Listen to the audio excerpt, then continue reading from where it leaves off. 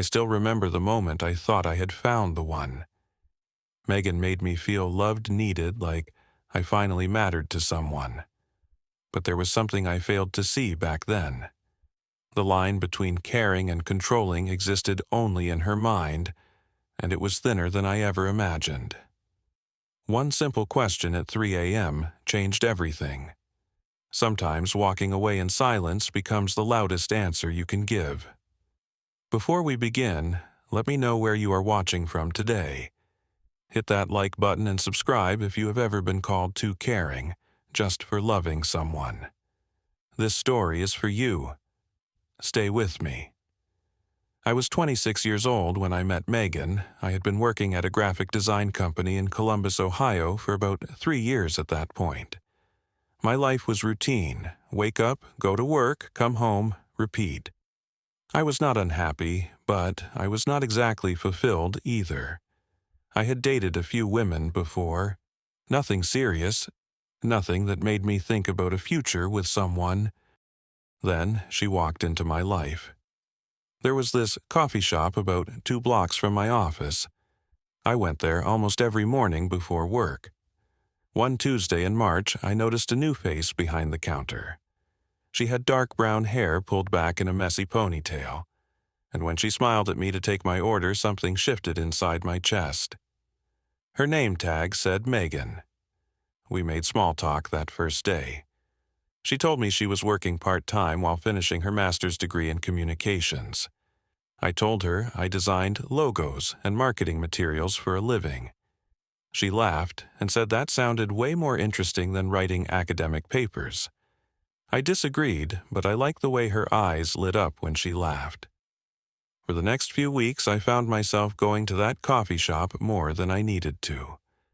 One morning, she handed me my usual order, and there was a phone number written on the side of the cup with a little smiley face. My heart nearly jumped out of my chest. We started texting that same day. Our first date was that Friday. By the end of the month, we were officially together. Those first 6 months were everything I had ever wanted in a relationship. Megan was attentive, affectionate, and made me feel like I was the center of her world.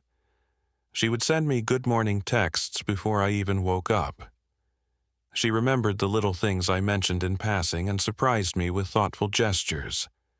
When I introduced her to my family during Thanksgiving, my mother pulled me aside and told me she had never seen me so happy. She was right. By the 5th month, we decided to move in together. We found a small apartment about 15 minutes from both our workplaces. It was not fancy, but it was ours. I remember thinking this was it. This was the woman I was going to spend my life with. But somewhere around the 7th month, things started to shift. It was subtle at first. Megan began going out with her friends more often. I had no problem with that. Everyone needs their own social life. But she started coming home later and later without letting me know. One night, around 11 p.m., I sent her a simple text message. Just 5 words. "Where are you right now?" Her response caught me off guard. She wrote back saying I did not need to check on her 24/7. I stared at my phone for a long time, confused. I had only asked once. I was not trying to control her. I was just wondering if she was okay.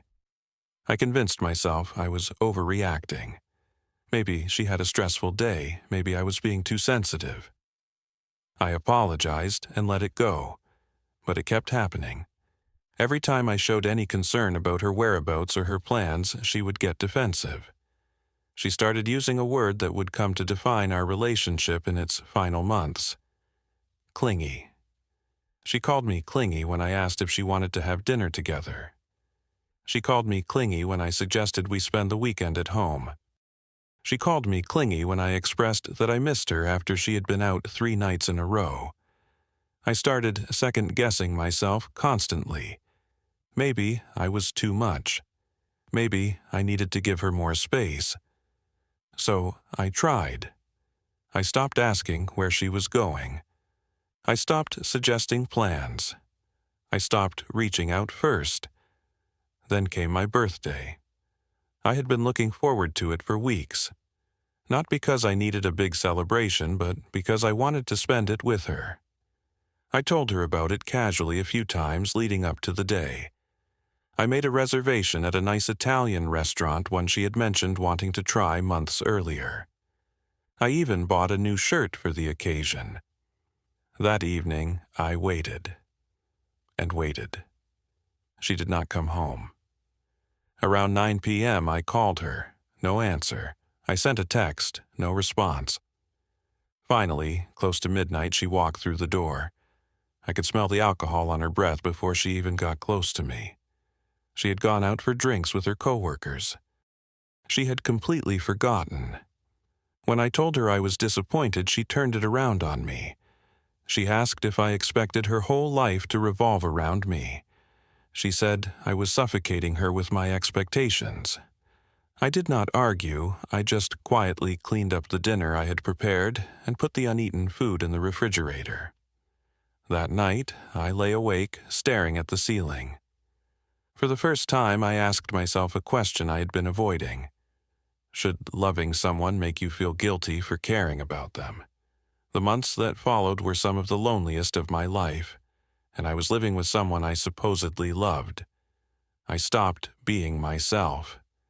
I became a shadow of the man I used to be, always walking on eggshells, always afraid that anything I said or did would trigger another accusation of being too clingy.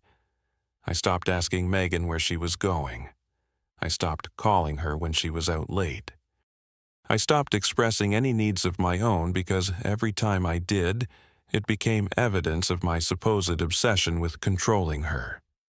But here is the thing that really messed with my head. When I stopped reaching out, she complained about that too. She would come home and ask me why I did not text her during the day. She would accuse me of not caring anymore. I could not win.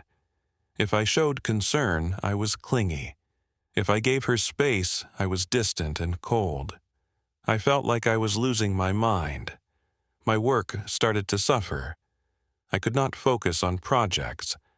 I missed deadlines for the first time in my career. My manager called me into his office one afternoon and asked if everything was okay at home. I lied and said I was just tired. He did not look convinced, but he let it go. Meanwhile, Megan was becoming more and more distant. She would sit on the couch, scrolling through her phone, but the moment I walked into the room, she would angle the screen away from me. When I asked about it once, just once, she exploded. She asked if I was going to start monitoring her phone now, too. She called me paranoid and controlling. I found a receipt in her coat pocket one evening while I was doing laundry. It was from a steakhouse downtown. The total was over $150. Dinner for two. She had told me she was working late that night. I never mentioned it. I was too afraid of being called crazy again. My younger sister called me one Sunday afternoon. She said I sounded different on the phone. Exhausted, hollow. She asked me directly if things with Megan were okay. I gave her the same answer I gave everyone. I was fine, just tired from work. Kyle, a co-worker who sat in the cubicle next to mine, started noticing things too. He asked me one day if I was carrying the weight of the world on my shoulders. He meant it as a joke, but there was genuine concern in his eyes. I brushed it off and changed the subject.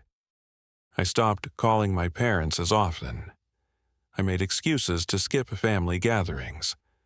I pulled away from everyone who cared about me because I did not want them to see what I was becoming. I did not want to admit that the relationship I had invested everything into was slowly destroying me from the inside. About 2 weeks before everything came crashing down, I saw something that I could not ignore. Megan had left her phone on the kitchen counter while she took a shower. A notification popped up on the screen. It was a text message from someone named Brad. The preview showed just a few words, but they were enough. It said, "Miss you, babe," with a heart emoji. When she came out of the bathroom, I asked her about it. I tried to keep my voice calm. I just wanted an explanation. She went ballistic. She accused me of going through her phone. She called me sick and obsessive. She said I had serious trust issues and that I needed professional help. She turned it around so completely that by the end of the argument I was the one apologizing. I was the one promising to do better. I was the one feeling like I had done something wrong. But something inside me cracked that night. I stopped sleeping properly.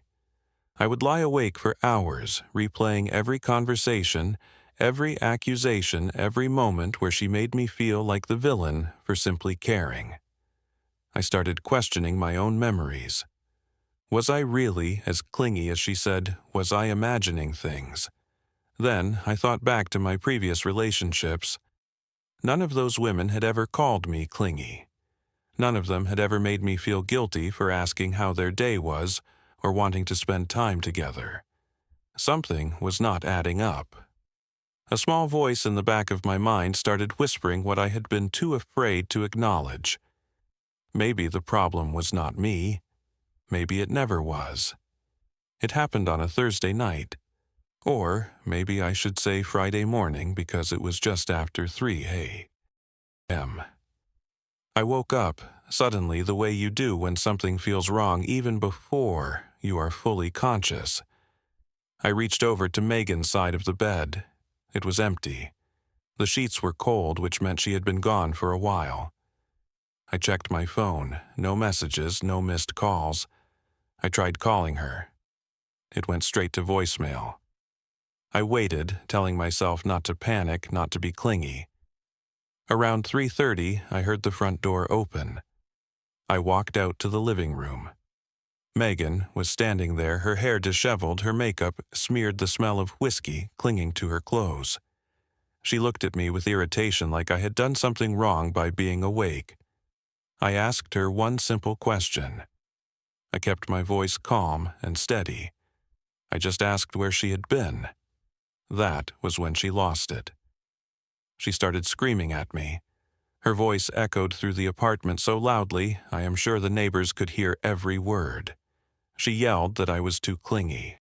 She yelled that I could not let her live her own life.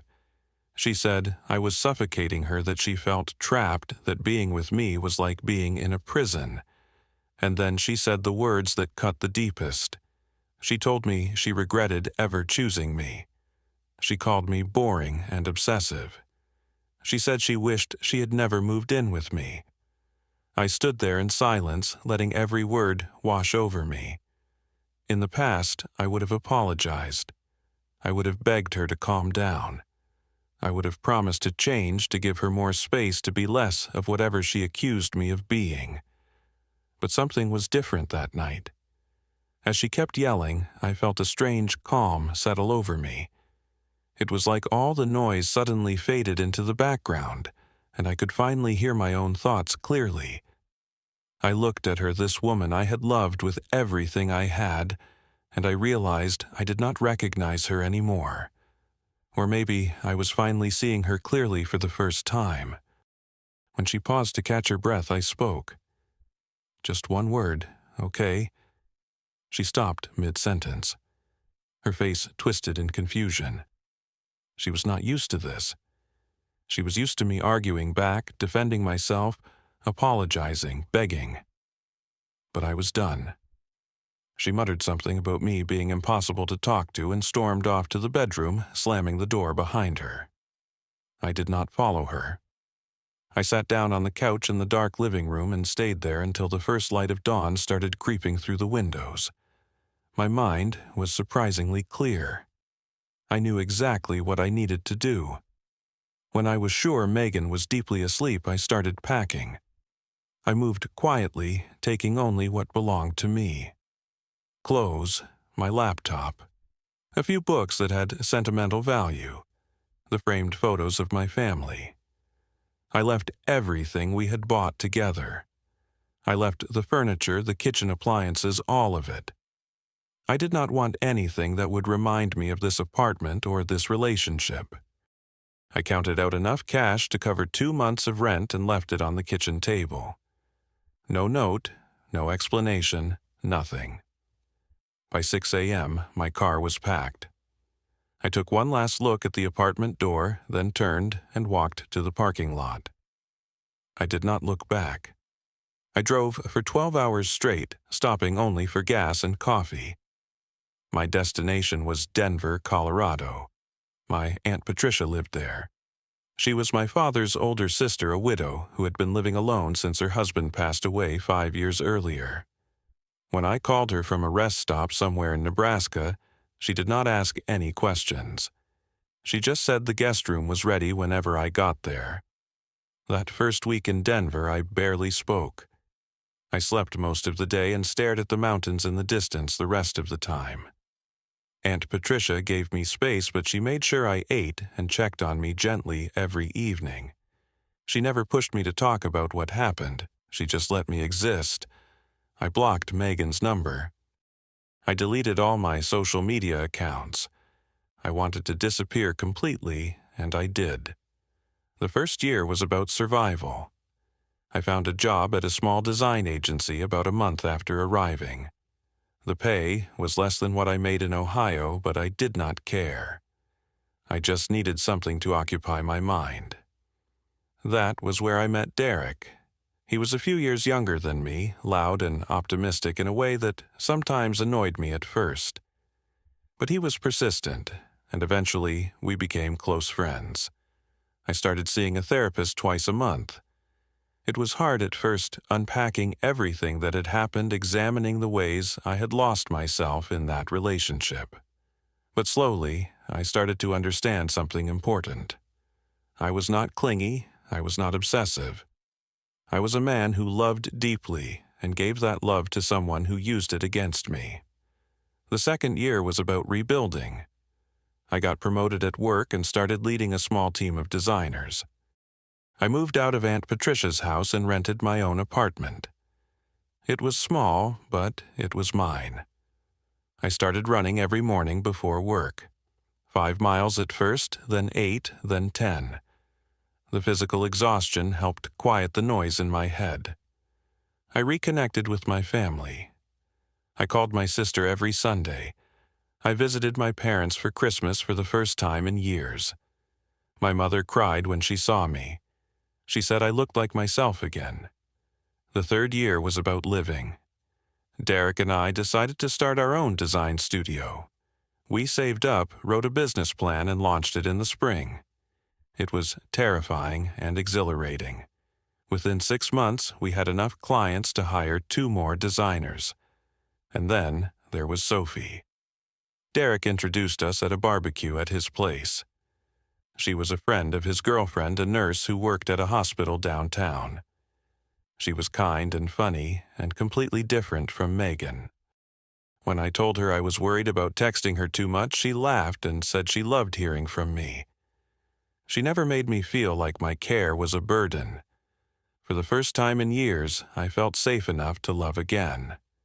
Then, 3 years and 2 months after I left Ohio, Megan found me. I was at the studio when I got the email. It came from an address I did not recognize, but as soon as I read the first line, I knew who it was.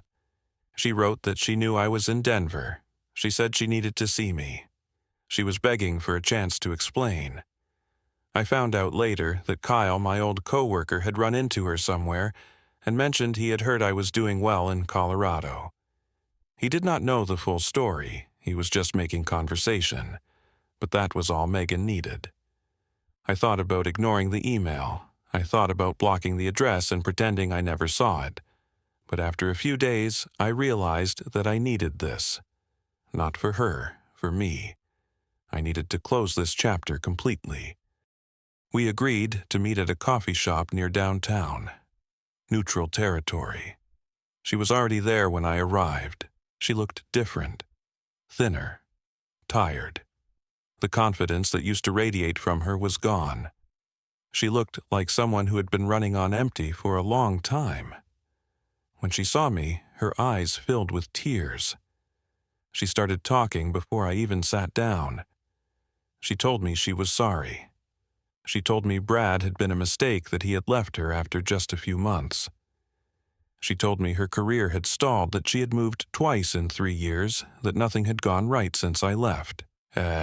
Then she said the words I once would have given anything to hear. She said I was the best thing that ever happened to her. She asked for a second chance. She promised she had changed. I sat there and listened. I let her finish without interrupting, and when she was done, I took a deep breath. I told her I did not hate her. I meant it. The anger I once felt had faded a long time ago. But I also told her I did not love her anymore. I explained that 3 years ago she called me Clingy because I cared about her. She made me feel like something was wrong with me for loving her. Now I understood that I was never the problem. I told her I hoped she found peace. I genuinely meant that too. But I also told her that my future did not include her. It could not. I stood up and left enough cash on the table to cover both our drinks. As I walked toward the door, I heard her call my name. I did not turn around. Just like that morning 3 years earlier, I walked away without looking back. When I got in my car after that meeting, I expected to feel something heavy. Sadness, maybe, or anger, or even guilt. But instead, I felt light. Lighter than I had felt in years. It was like I had been carrying a weight I did not even know was there, and suddenly it was gone. I called Sophie on my way home. I told her about the meeting, about everything that was said. She listened without judgment the way she always did. When I finished, she simply said she was proud of me. Those 4 words meant more than she probably realized. That evening, Derek insisted on taking me out for a drink. He called it a celebration. Closing a chapter, he said. Moving on. We sat at a bar near the studio nursing beers and talking about nothing in particular. At one point, he clapped me on the shoulder and said something that stuck with me. He said the version of me he met 3 years ago was barely surviving. The version sitting next to him now was thriving. In the weeks that followed, I found myself reflecting on everything that had happened. The relationship with Megan. The years I spent in Denver rebuilding myself. The person I had become. I wrote a letter one night. Not to Megan, to myself. To the version of me that walked out of that apartment at 6 a.m. 3 years earlier with nothing but a few boxes and a broken heart. I thanked him for being brave enough to leave. I thanked him for choosing himself when no one else would. My relationship with Sophie continued to grow. She was patient with me in ways I did not always deserve. She understood that I came with baggage, and she never made me feel ashamed of it. For the first time in my life, I understood what a healthy relationship was supposed to feel like. It was not about keeping score or walking on eggshells. It was about 2 people choosing each other every day, even when it was hard. Aunt Patricia visited the studio a few months later. She walked around looking at the work on the walls, and when she turned to me, there were tears in her eyes. She said she could see the light in my eyes again. She said it was the same light I had as a kid before life got complicated. That might have been the greatest compliment anyone has ever given me.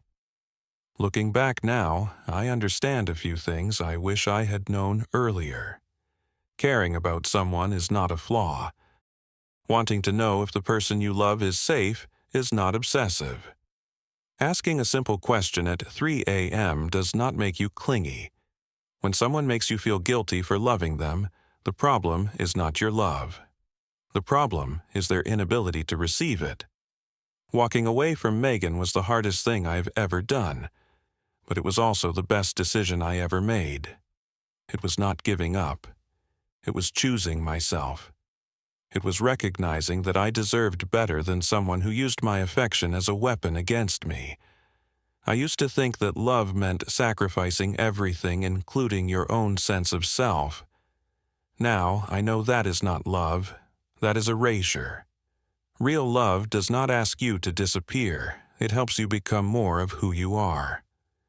There is a question I want to leave you with. If you are in a relationship right now where you constantly question whether you are too much, where you apologize for caring, where you feel smaller every day instead of bigger, ask yourself this: are you in love, or are you losing yourself? Sometimes the answer is hard to hear, but it is always worth knowing. I am sitting on my balcony as I finish telling you this story. Sophie is inside making dinner.